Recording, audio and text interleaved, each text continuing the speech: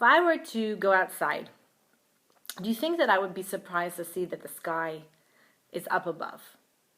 Like every day, day after day, I wake up, I look at the window, and I know that actually the sky hasn't fallen to the floor. It's still up there. I don't have to have so much emunah bitachon. I don't have to have so much trust and belief that Hashem is holding up the sky, so to speak, right? I go out there, I take it for granted. I know it's there. So let's look at this little ball of tissue. If I were to drop it, would I have to have so much emunah bitachon that the next time I take a tissue and I go like this, it's going to fall? No, because it's the same idea. Gravity, it's something that's natural, it's something that's in the order. I don't have to have so much emunah bitachon, so much trust and belief that this is going to happen. I just know that it drops. So what happened? 40 years, we're in the desert. And every single day, a person would wake up. They go outside, and guess what? Right there, they have man, mina shamayim. They have the challah, they have the bread. It was in the taste of whatever you wanted. It was the perfect portion for every person. It had all the nutrients. It had every single thing a person could absolutely possibly need and want. Day after day after day. And yet, this idea of going out there and collecting the man was something that even though day after day after day, just like I go outside and I see that there's a sky, and if I drop the tissue, I know it's going to fall, it says that this was actually a very big test in our emunah, in our bitachon. It was a very big test in our belief and in our trust. The question is, belief and trust in whom? And what would happen if a person actually did not go out there, but instead that day they collected more, thinking that, okay, I can just save for tomorrow. So what happened? There was an incident that happened in the desert that this did happen. And what happened to that man? The next day it became moldy. It was full of worms. And actually the Torah makes a very big point to say worm. Now I heard a beautiful thought about this from Rav Biederman, that it wasn't that the people lacked any trust or belief in Hashem, because like I said, it's like the tissue. It falls. I know it. I drop it. I know it's going to fall. It's gravity. It's natural. I go outside every single day. I see the man is falling from the sky. So every single day, it becomes nature. But what happened? It's that it wasn't a lack of emunah bitachon in Hashem. It wasn't a lack of trust and faith in Hashem. It was a lack of emunah and bitachon, of trust and faith in oneself, of saying that I can't be that vessel to bring down that blessing. I can't be the recipient of such blessing.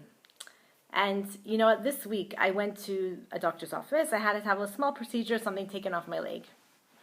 And I go into the doctor's office, I sit down, and there's this woman doctor in front of me. I'd never met her before. We're talking about my case. She's explaining what's going to be, how the procedure is, what will be eventually, how, and then all of a sudden she looks up at me.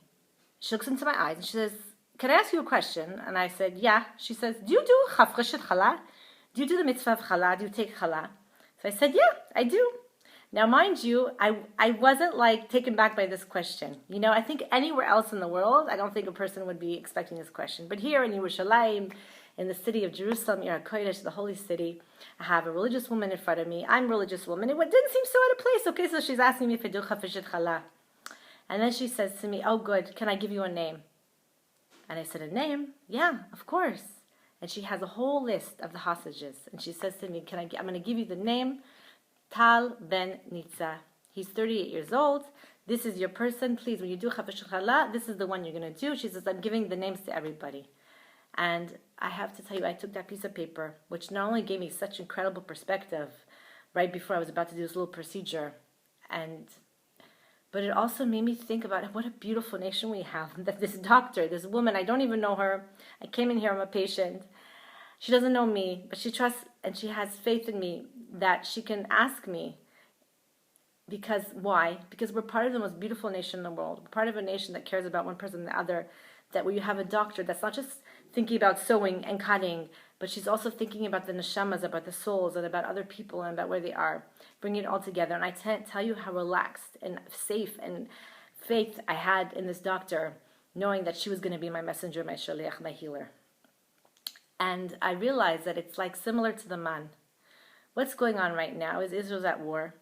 And after, in the very beginning stages, I felt the sensation of so much achdut, so much unity, and so much like, okay, this is like, we're in this together. This is such a difficult time, but at least we're together. And then lately, I have to tell you, I've been hearing the stories again of discord and a little bit of disunity.